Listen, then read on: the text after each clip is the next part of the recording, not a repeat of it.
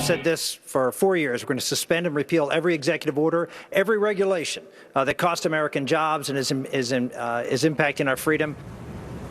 On the heels of the big debate, former Senator and presidential candidate Rick Santorum joins us. Nice to see you, Senator. Thank you. A couple bookkeeping things. Why wasn't there a crowd for you guys? Because the RNC didn't want anybody to come.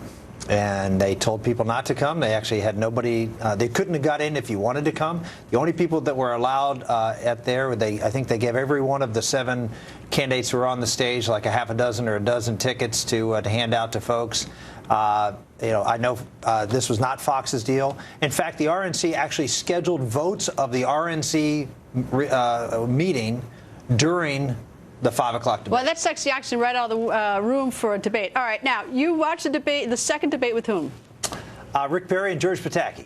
Well, that's quite a group. Well, no, Rick was kind enough to organize something. We had talked about this earlier about trying to maybe get together afterwards, and so he actually invited all 7 of the folks up on the stage to have some dinner and who sit picked around up the and bill? watch Do you know?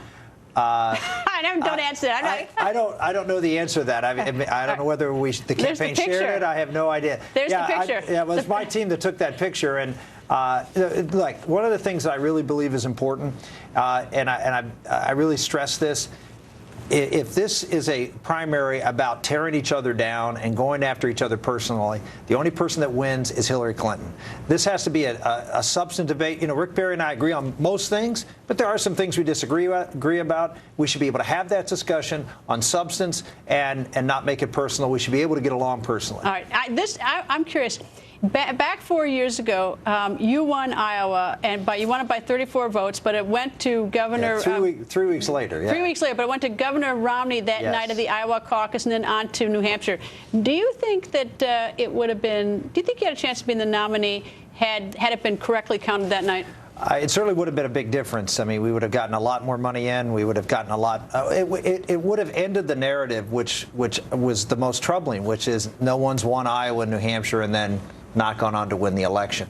And once Governor Romney won both, I think the pundits basically said the race is over. And I think that created a real problem for us. It created a problem in South Carolina. Had we won Iowa, there's no question we'd have been stronger in South Carolina. How many states did you take 4 years ago? We ended up winning 11 states. And your strategy was basically knock on almost every door in Iowa. Is that what you're doing now? It's the same. This is not a national primary. I mean, the way everything's being discussed and again, the RNC is driving this, that somehow this national debates, national primaries is a state-by-state primary. And we've been to 59 counties in Iowa. Already? Daniel and I, my son who's here with me. He pointed to his son off. I'm sorry, I apologize for that. Yeah, he's sitting in the studio here. We're heading, the 2 of us are heading to Iowa on Wednesday. We'll be there for a week, be there for the state fair. And our plan is to get to all 99 counties by the end of the summer. All right, well, we'll be watching. Senator, nice to see you. Thank you. My pleasure.